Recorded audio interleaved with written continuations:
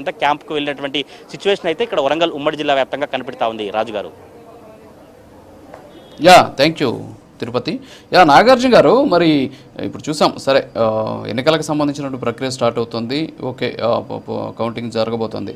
మరి ఇప్పుడు ఏంటి మీ కరీంనగర్ నిజామాబాద్కి సంబంధించి అక్కడ ఉన్న ఈ 2 కార్పొరేషన్లు, మీరు ఏదో బీజేపీ ఎక్కువగా దాని మీద దృష్టి పెట్టిందని చెప్పేసి, తర్వాత హిందీ సెంటిమెంట్ని అందులో వాడారని చెప్పేసి చెప్తున్న పరిస్థితి అయితే అక్కడ ముస్లిం ఓటర్స్ ఎక్కువగా ఉన్నారు. సో ఇక్కడ ఓట్స్ పోలరైజేషన్ ఎక్కువగా జరిగిందని చెప్పేసి కూడా ఒక వార్త వినిపిస్తోంది. ఏంటి కరీంనగర్ నిజామాబాద్ కార్పొరేషన్లు మీకు అవకాశాలు ఉన్నాయనేటటువంటి ఆలోచనలో మీ పార్టీకి సంబంధించి ముఖ్య నాయకులు బండి సంజయ్ కానీ ఎంపీ ధర్మపురి అరవింద్ వీళ్ళు ఏంటి పరిస్థితి ఎలా ఉంది? తప్పకుండా 2 కార్పొరేషన్లు మేమే గెలుస్తుంది సార్, దాంట్లో ఏమాత్రం అసలు ఆసక్తి లేదు.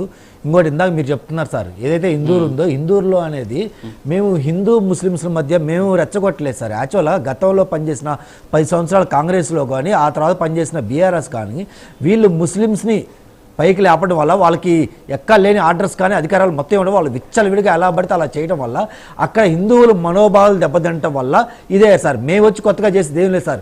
వీళ్ళు గతేళ్ళు 20 సంవత్సరాలు చేసిన దానికి హిందువులు ఎంత ఇబ్బంది పడ్డారో మనం చూసాం సార్. ఇప్పుడు మా ఎంపీ గారు వచ్చిన తర్వాతే కొద్దిగా రిలీఫ్ అయ్యి వాళ్ళకి అడ్ల దొరికినారు.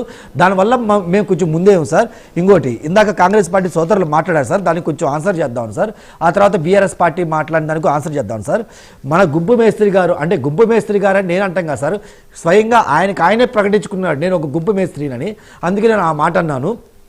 మన గుంపు మేస్త్రి గారి యొక్క తెలివితేటల గురించి చాలా స్పష్టంగా మన సోదరులు చెప్తున్నారు సార్. ఎందుకంటే మేము మా గుంపు మేస్త్రి గారు చాలా మంచిగా పరిపాలిస్తున్నారు, ఆ పరిపాలన చూసే మాకు ఈరోజు ఇన్ని సీట్లు రాకపోతున్నాయి, మేము ఇన్ని సీట్లు గెలవబోతున్నాం అని చెప్పి సోదరులు చెప్పడం జరిగింది. దాని గురించి చూద్దాం సార్. మరి గుంపు మేస్త్రి గారు ఏంటంటే జనరల్గా గుంపు మేస్త్రి గారు మీరు అన్నట్లే ఇందూరుకి వెళ్ళారు సార్. ఇందూరుకి వెళ్ళి మా యొక్క ఎంపీ గారికి ఏమని వాళ్ళు చెప్తారంటే కనీసం ఇక్కడ ఉన్న ఎంపీలు స్మార్ట్ సిటీలు కూడా తేడాపోతున్నారని చెప్పడం జరిగింది సార్. సార్ తెలంగాణకి 5 స్మార్ట్ సిటీలు ఇస్తే ఎక్కడ ఏ సిటీ పెట్టాలని చెప్పి ఎవరు సెలెక్ట్ చేయాలి సార్? స్టేట్ గవర్నమెంట్ సెలెక్ట్ చేయాలి.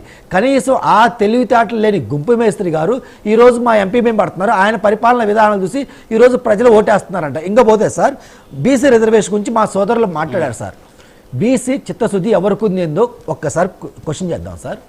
మీరు 40% మరి బీసీ రిజర్వేషన్లు అడిగారు కదా, మరి మీకున్న 5 ఏళ్ల సీఎం కాలంలో 40% ఏదైతే ఉందో అది బీసీలకి ముఖ్యమంత్రిగా ఇవ్వగలరా మీరు? Point number 1. పాయింట్ నెంబర్ 2, ఏదైతే మీకు మినిస్టర్లు ఉన్నారో ఆ మినిస్టర్లో మీరు 40% బీసీలకు ఎందుకు మినిస్టర్స్ ఇవ్వలేకపోయారు? అది మీ చేతిలో ఉంది కదా, దానికి రాజ్యాంగం ఇంకోటి అవసరం లేదు కదా. మీరు డిక్లరేషన్లో పెట్టారు ఏమని, మేము బీసీ కులగణన చేస్తాం, బీసీ రిజర్వేషన్ 42% దాకా ఇస్తాం అని చెప్పి మీరు పెట్టారు కదా. సరే హైకోర్టులో సుప్రీంకోర్టులో ఆగిందన్నారు, మీరు చేతులు దులిపేసుకున్నారు కదా. ఇప్పుడు నేను అడుగుతున్నాను, మొన్న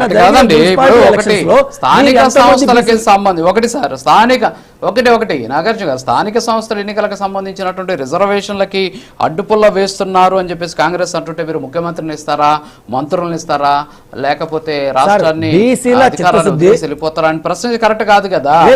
కనీసం వాళ్ళకి ప్రాథమికంగా బీసీలకు సంబంధించి ప్రాథమికంగా క్షేత్రస్థాయిలో రాజకీయపరమైనటువంటి రిజర్వేషన్లు ముందు ఇవ్వాల్సినటువంటి వాటిని ప్రాథమికంగా ఇవ్వాల్సిన వాటిని అడ్డుకుంటున్నారు అనేది కాంగ్రెస్ పార్టీ వాదన. మరి దాన్ని వదిలేసి ఏకంగా మీరు ముఖ్యమంత్రి ఇస్తారా? ఖచ్చితంగా మేబీ ఇవ్వచ్చు. వాళ్ళ రాజకీయ చైతన్యం ఆల్రెడీ పెరుగుతోంది బీసీలో, ఖచ్చితంగా వాళ్ళు బలమున్నటువంటి ఒక సామాజిక వర్గంగా మారుతున్నారు, అన్నీ ఓకే. కానీ వాటిని అడ్డుకునే ప్రయత్నం చేస్తున్నారు అని వారు అడుగుతుంటే మీరు ముఖ్యమంత్రి ఇస్తారా, మంత్రులను ఇస్తారా అని అడగడం ఎంతవరకు కరెక్ట్ అంటారు? సార్ రాజు గారు, తెలివితేటలు వీళ్ళకే కాదు సార్, జనాలకు ఉండి మా పార్టీలకు కూడా ఉన్నాయి సార్, మా నాయకులకు కూడా ఉండి. ఒక్కసారి మీరు అబ్జర్వ్ చేస్తారు, రిజర్వేషన్ అనేది లిమిట్ 50% పెంచకూడదని రూల్స్ అండ్ రెగ్యులేషన్స్ అన్నీ ఉన్నాయి కదా, మీకు తెలియదు కదా. మరి తెలిసి కూడా వీళ్ళు మేనిఫెస్టోలు ఎలా పెట్టారు? Point number 1. పాయింట్ నెంబర్ 2, మరి హైకోర్టులో సుప్రీంకోర్టులో ఆగిందన్నారు కదా.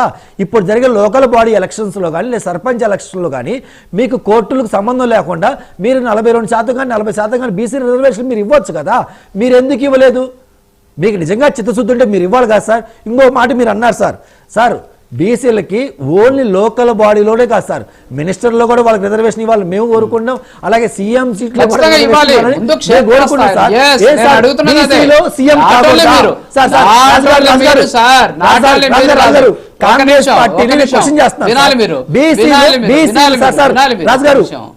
ఒక్క మాట సార్, బీసీలు ఓన్లీ సర్పంచ్లకే లేదా మున్సిపాలిటీకే పరిమితం కావాలా? బీసీలు ముఖ్యమంత్రి కాకూడదా? నేను క్వశ్చన్ అడుగుతున్నాను సార్. మరి ముఖ్యమంత్రి వాటికే మీరు అవకాశం బీసీలకు ఇవ్వట్లేదు ఇవ్వచ్చు కదా. ఇప్పుడు అదే ఇప్పుడు నేను నా బీసీలకు ప్రశ్న కూడా అదే ఇవ్వచ్చు సార్ ఎందుకు? నాగార్జున గారు, ఎందుకు నా ఇవ్వట్లేదు? ప్రశ్న కూడా అదే. కనీసం వాళ్ళని సర్పంచులు, మున్సిపల్ వార్డు కౌన్సిలర్లు, తర్వాత కార్పొరేటర్లు చేయడానికి ఇచ్చేటటువంటి రిజర్వేషన్లు అడ్డుకునే ప్రయత్నం చేస్తున్నటువంటి కొంతమంది మరి వాళ్ళు ముఖ్యమంత్రి అవ్వడానికి కోరుకోవడం ఎంతవరకు కరెక్ట్ అనేది కూడా నా వాదన. ముందు కనీసం అక్కడి నుంచి స్టార్ట్ అవుతుంది. ఇప్పుడు మీరు ఉన్నారు సార్, ఇప్పుడు కాసరగడ్డ నాగార్జున గారు బీజేపీలో జరగానే రాష్ట్ర అధ్యక్షులు కాలేదు. బీజేపీలో ఇప్పుడు ప్రస్తుతానికి ఒక కార్యకర్తగా ఉన్నారు, ఒక నాయకులు అయ్యారు, తర్వాత ఒక పదవి వస్తుంది. సో ఇలా ఎక్కుకుంటూ పోతాం. సో ముందు ప్రాథమికంగా ఉండాల్సినటువంటి అర్హతలు, హక్కులన్నా ఇవ్వండి అనేది వాళ్ళ వాదన. సార్ ఇప్పుడు కాంగ్రెస్ పార్టీలో స్టేట్ లీడర్స్ లేరా సార్? బీసీలలో ఉన్నారు కదా, వాళ్ళు మళ్ళీ కార్యకర్తగా మళ్ళీ మున్సిపాలిటీ అవసరం లేదు కదా సార్, వాళ్ళకి ముఖ్యమంత్రి చేయొచ్చు కదా, మరి ఎందుకు చేయలేకపోతున్నారు? నిజంగా చిత్తశుద్ధి ఉంటే సార్